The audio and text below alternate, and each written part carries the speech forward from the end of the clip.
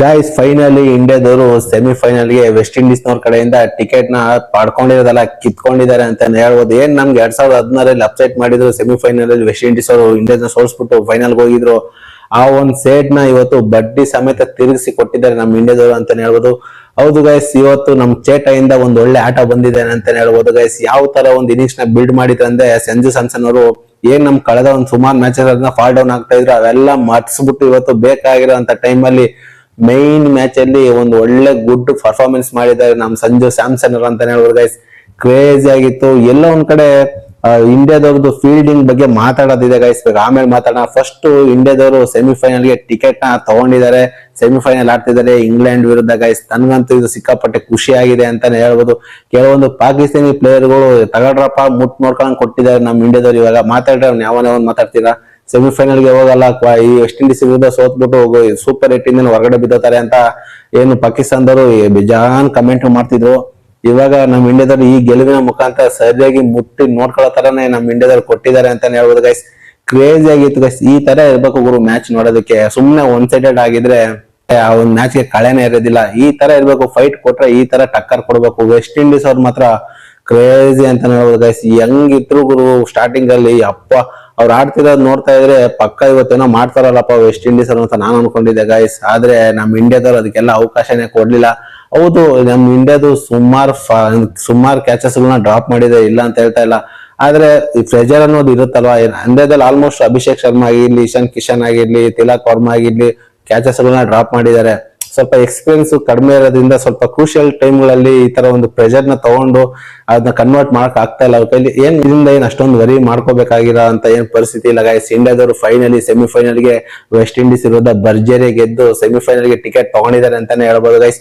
Okay guys, starting ಇಂದ ಬರೋದಾದ್ರೆ ಇಂಡಿಯಾದವರು ಟಾಸ್ ಗೆದ್ದು ಯಥಾ ಪ್ರಕಾರ ಸೂರ್ಯಕುಮಾರ್ ಯಾದವ್ ಬೌಲಿಂಗ್ ಮಾಡ್ತಾರೆ.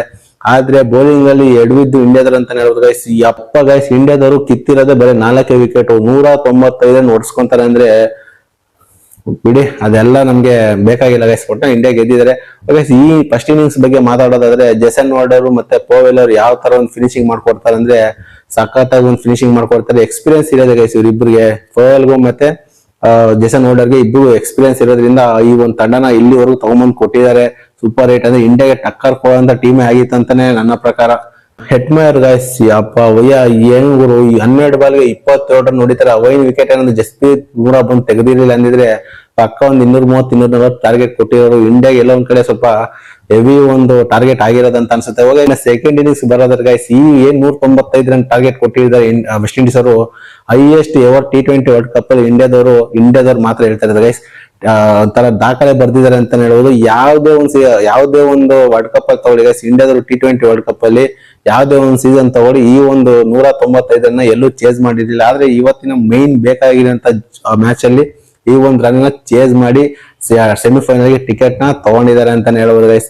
ನನ್ನ ಪ್ರಕಾರ ಇವತ್ತು ಬೌಲಿಂಗ್ ಅಲ್ಲಿ ಸ್ವಲ್ಪ ಎಡವಿದ್ದಾರೆ ಇಂಡಿಯಾದವರು. ನೇನು ಇಂಗ್ಲೆಂಡ್ ವಿರುದ್ಧ ಸೆಮಿಫೈನಲ್ ಆಡ್ತಾರೆ, ಆ ಒಂದು ಮ್ಯಾಚ್ ಅಲ್ಲಿ ಸ್ವಲ್ಪ ತಿದ್ಕೋಬೇಕು.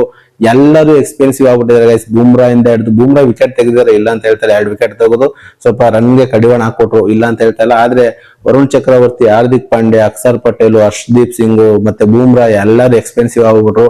ಏನ್ ಅಷ್ಟೊಂದು 195 ರನ್ ಒಡ್ಸ್ಕೊಳ್ಳುವಂತ ಟೀಮ್ ಅಲ್ಲ ಇಂಡಿಯಾದವರು. ಅವ್ನು 170, 165 ಅಷ್ಟಲ್ಲಿ ಕಟ್ಟಾಕಿದೆ, ಒಂದ್ ಸ್ವಲ್ಪ ಬೆಸ್ಟ್ ಅಂತ ಅನಿಸ್ತದೆ. ಓಕೆ ಇವೆಲ್ಲ ಬಿಟ್ಟಾಕಿ ಇಂಡಿಯಾದವರು ಸೆಮಿಫೈನಲ್ ಗೆ ಎಂಟ್ರಿ ಕೊಟ್ಟಿದ್ದಾರೆ. ನಾನು ಹೇಳಿಲ್ವಾ ಗೈಸ್, ಪಕ್ಕ ಹೊಡಿತಾರೆ ಈ ಸಲ T20 ವರ್ಲ್ಡ್ ಕಪ್ ನ. ಒಟ್ಟಿನಲ್ಲಿ ಇಂಡಿಯಾದವರು ಕ್ವಾಲಿಟಿ ಕ್ರಿಕೆಟ್ ಆಡ್ಕೊಂಡ್ ಬಂದಿದ್ದಾರೆ ಇಲ್ಲಿವರೆಗೂ.